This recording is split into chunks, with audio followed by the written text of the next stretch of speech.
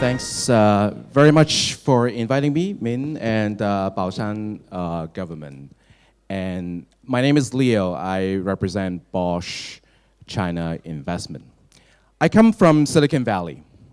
And in Silicon Valley, we idolize or we espouse entrepreneurs who are like Hewlett Packard, who are like Zuckerberg, Eric Schmidt, Larry Page, and so on and so forth. David Packard, in particular, inspired a lot of us. Started out in a garage, worked under President Nixon as Deputy Secretary of Defense, was both an entrepreneur, a definitely socially conscious, civic-minded leader, and an impactful individuals. But once I joined Bosch, I learned that Robert Bosch did all of that almost 50 years ago. Back in 1885, he started Bosch in a garage in Stuttgart. And of course, today Bosch is a gigantic company. Now, but that's not the most interesting part, I think, about his life. His life is interesting when Germany entered World War II. Anyone here watched a movie called Valkyrie? Anyone? It was played by Tom Cruise. It was about German military officers planning to assassinate Hitler. The fascinating story was about this core of colonels, upper-level military officers, seeing Nazi Germany as horrible to both Germany and the world. The guy they were going to appoint to be the chancellor after Hitler was assassinated is named Karl Godler. Karl Godler was the mayor of Leipzig. Of course, he didn't become mayor for long because he was pushed out by Hitler. Where did he go? He worked for Bosch. Bosch funded him in his underground movement. So in a way, you can say Robert Bosch was one of the first investors in social justice, in about changing the world. And I hope that we here today at Bosch live up to that spirit. So besides the numbers and the figures, I'd like you to take that one thing with you today. Bosch is more than a big multinational company. But I have to go through the numbers because we're engineers. 2015, we booked a revenue of 70 billion euro, of which about 60% was automotive. And I'm going to talk about automotive a little bit later on. But I think the remarkable thing is a few things. A, we posted growth in automotive of about 12% year to year. And so we're talking about 4.8 billion euro in growth. Right? That's creating one mid-cap NASDAQ company a year. The second thing is that we're still private. We, at 70 billion euro a year, is a private company owned by Bosch Foundations. And Bosch Foundations make contribution regularly to humanitarian causes. So to this day, we can say that we are trying to live up to Bosch's legacy. Another thing, in China, Bosch has been present since early 1900s. In 2015, we're at about 77 billion renminbi. So about 1/7 of the global revenue. A couple of things that is of note here. A, we manufacture. We have over 55 factories in China alone. So we're very excited about China Materialia and their search field in manufacturing. Just like GE, we're very excited about the future of advanced manufacturing. Another thing is that we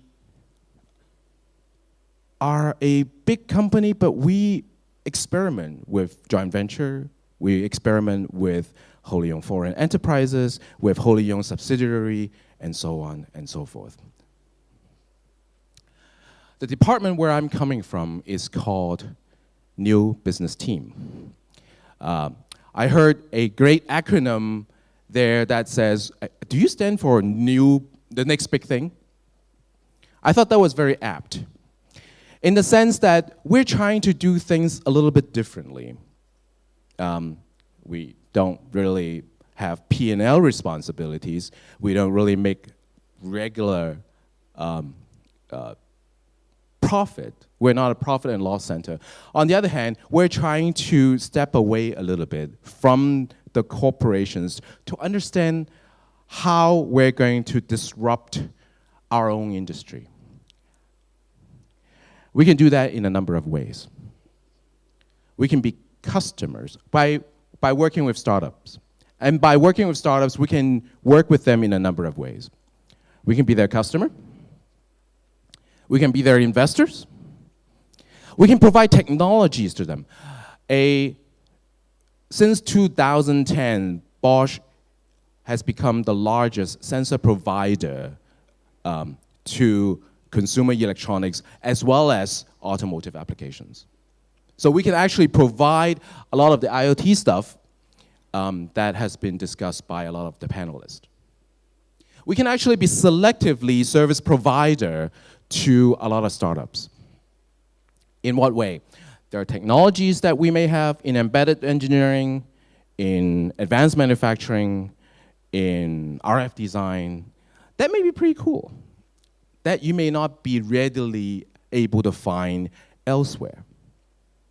So we think we may be able to add value to the ecosystem through these added services in addition to capital.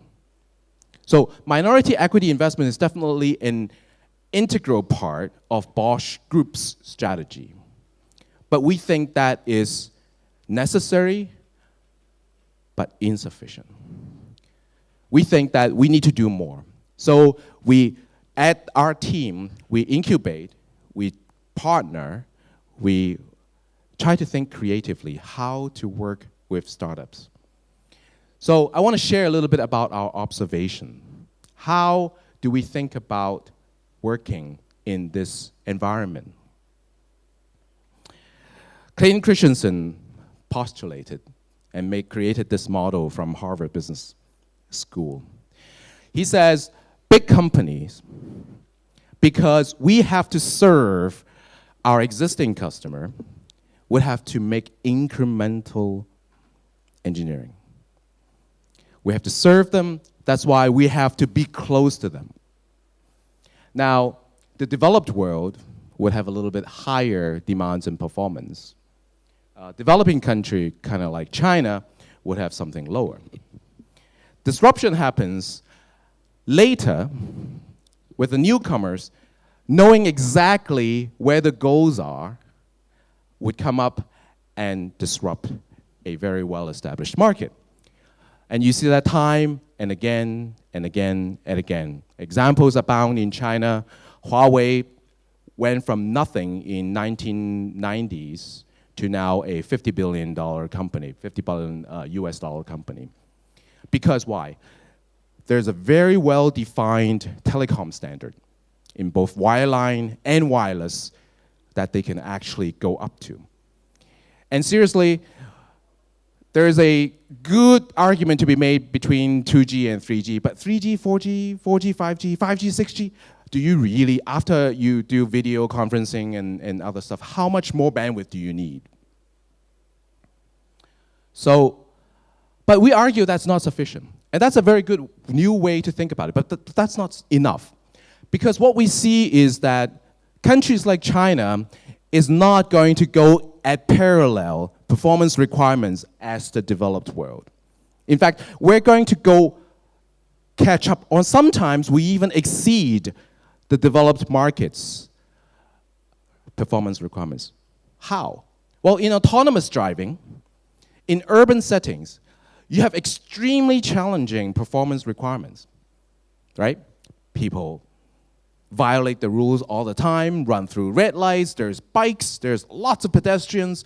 How do you do autonomous driving in this environment compared to a very, very well-developed, low population density city suburb like Modesto, California? Shanghai is extremely challenging, has much higher performance requirements than suburban USA. The other thing that I think Clayton Christensen did not address was the synergies and the interactions between the performance requirements from the consumers and the technology development in itself. They intertwine. Henry Ford famously said, if you ask people what they wanted as the next generation transportation, consumers at that time would say, faster horses, faster carriages. They did not conceive of automotive, which seems quite obvious to us. But consumers did not know they wanted iPhone before Steve Jobs created iPhone. So there's an actual interactions between technology development and consumer performance requirements. So that's observation one. Observation two is that disruptions are hidden. There's a tip of the iceberg that you kind of know, right? You hear Google making news, you hear big OEMs, you hear what is being preached on television. Wow. Is there a lot of noise in the media, or is there signal in the media? And how do you find that signal out of all these noises that you got bombarded with every single day? In the particular field that we're excited about, artificial intelligence, we think in particular, small companies will thrive. Small companies that would thrive like small fish. Big companies tend to move too slowly, and we govern at the lowest common denominator because we have to. GE, Bosch, we have a few 100,000 employees. You cannot have no rules, right? You have to have a structure. But these structures was top-down, right? And how do you govern this top-down environment and try to develop innovations in a field like artificial intelligence?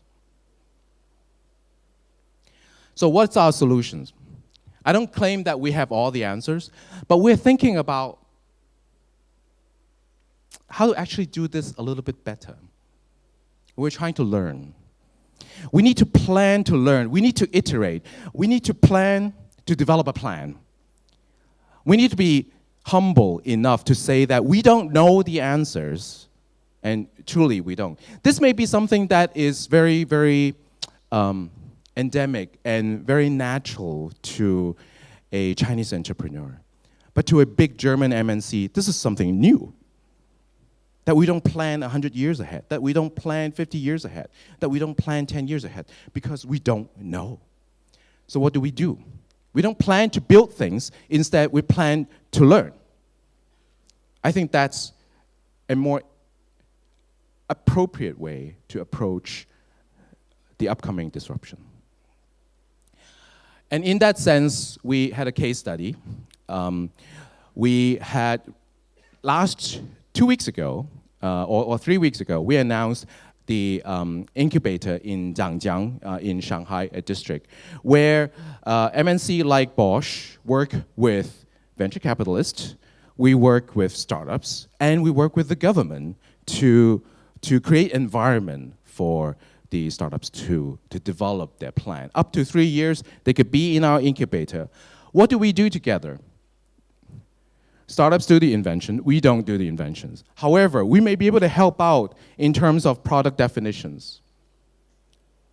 And we may be able to help out when you scale.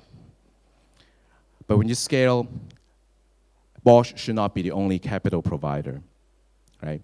VCs like CM, VCs like other capital provider, private equity investors should get involved at that point.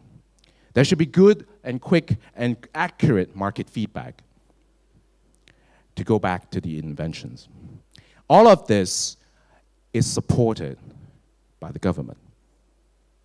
So that's kind of the model with which we're trying to go to plan to learn, to plan to learn, to iterate, to plan to learn. Going a little bit more about the artificial intelligence, the field that we're excited about. Why are we doing this? Well, Bosch is 70 billion euro company, of which 42 billion is in automotive. But automotive is undergoing huge disruption in a number of ways. Electrifying, right? There was some news which turned out to be a little bit exaggerated recently about Germany demanding or forbidding internal combustion engine by 2030. It turned out to be a bit of a hoax. But people were willing to believe that we're going to ban internal combustion engine. Why? Because they see a very writing on the wall, right? We're going to electrify the vehicle. Automation, right? Depends on who you believe, Google or the Toyotas or the tier 1 OEMs. It's coming. It's coming. The autonomous driving is coming. Car will be more connected. And all of this is underpinned by the shared economy in the sense that the next generations may not want or be interested in owning their own car. Right? So that disrupts us in a huge way. We talked about the sensors. We provide sensors. So we are a little bit positioned in the IoT world, and we are a tier 1 supplier to automotive, and we're one of the biggest, if not the biggest, in the auto component. So how do we make sense of this AI thing? I like the model that Professor Winston from MIT used. You have sensors, you fuse these sensors. This is where Tesla failed, by the way. Tesla failed when they had that accident. A truck was turning left. The backdrop was a white backlight. The camera thought that this was a hanging overhead sign. Well, when they fused, they ignored the radar, and they just used the camera. And the camera is saying, oh, it's just an overhead sign. So the car kept going. It ran into the truck, and there was a fatality. Right? So the underlying cause is still under investigations, right? But that's kind of what was made out of that accident. So sensor fusion is extremely important. Making sense of it, and actually making determinations and control what they're going to do, what the robot's going to do, what the car will do, is of utmost important. So if you are an engineer like a lot of our audience here, you think of AIs as way to model our thinking. Another interesting thing about AI is that the data and the technologies are like yin and yang. Andrew from Baidu, from Stanford, he liked to say that the data is like the fuel, the technology is like the rocket, and in order for the rocket to take off, you need good fuel. And the more data you have, the further you'll go. But we want to go one step further. And that's not wrong. That's absolutely right. That's insightful. However, we need to go further. 1 minute. Understand? The data and the tech are actually complements and competitor. So you see Google of the world hogging their own data while trying to commoditize the technology. Technology is like what? Computation power, like GPU, like TensorFlow, the software tools, and so on. They make those open source. They publish research, high quality research for free because they want to commoditize that business. because they want data to be valuable. But if you're on the other side, if you're NVIDIA, if you're the other guys, you want to commoditize data. So depends on your perspective. We like to see how this thing play out. Of course, a lot of excitement. Huang Xin talked about it earlier, but this is global deep learning. What surprised us is how exciting the ecosystem is in China. And due to time, I won't be able to go into the Chinese ecosystem, but rest assured, it's very, very fascinating. So at the end, I invite VCs, MNCs, government officers, and entrepreneurs alike to join us in disrupting the future. Thank you very much.